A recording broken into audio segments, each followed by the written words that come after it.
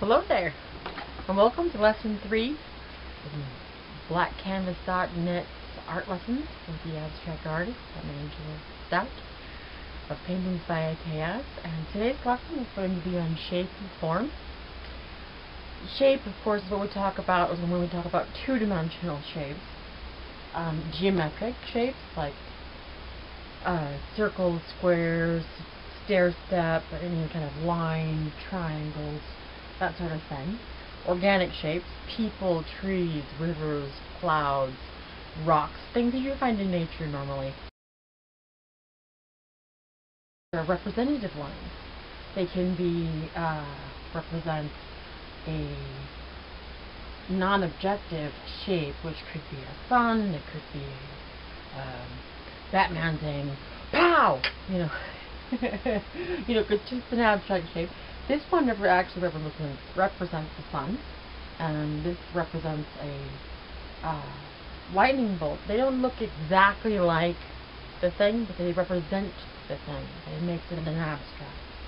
It's representative abstract or non-representative. Those are shapes.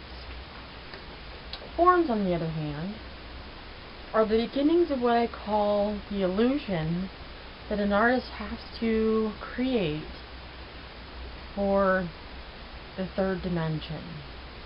Because we're working with a flat sheet of paper. It is a two-dimensional form. It's got height and it's got width and no depth. So that the artist has to do is to actually create the illusion of depth. That's here where we take a triangle and become a pyramid, or become a triangular prism, a rectangular prism, a cube. These stairs become three-dimensional just by adding lines to them. Now, this circle is going to, it's flat, it's two-dimensional, and it has height, it has width, it doesn't have depth. So we're going to give it that the illusion that it does have depth. It does have depth. Let's see here. We're going to color in with some charcoal a crescent shape at the bottom of the circle. I'm going to take a paper stump or a shader or whatever you want to call it. It's actually just paper rolled up tightly. And we're going to gather up some dust here from that crescent. And we're going to start moving it around the circle to create a medium shade. Remember, we have tints and shades, so this is going to look even more so like a sphere rather than just a circle. You see how that works? It's going to look more like a circle, especially if we put a shadow underneath them. Of course, spherical shadows are odd. They're kind of long, flat ovals that start in the center of the shadow. Center of the sphere and come out away from the light source. So my light source is obviously coming from this side, so it's creating a shadow on the opposite side. Science. If light is an object that is opaque, which means you can't see through it, it makes a shadow on the opposite side.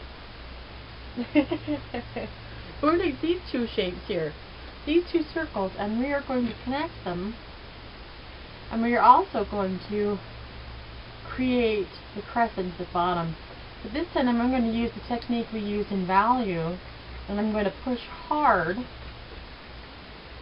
for the crescent shape at the bottom, and then I'm going to push medium for the outside of the circle. And as they come in, I'm going to push lighter and lighter and lighter. And we have created, now inside there's triangles on either side of the pair here. So we are creating, we make it medium, we push medium. Crescent to the top circle. And then push medium to light. Create a pair. And the stem.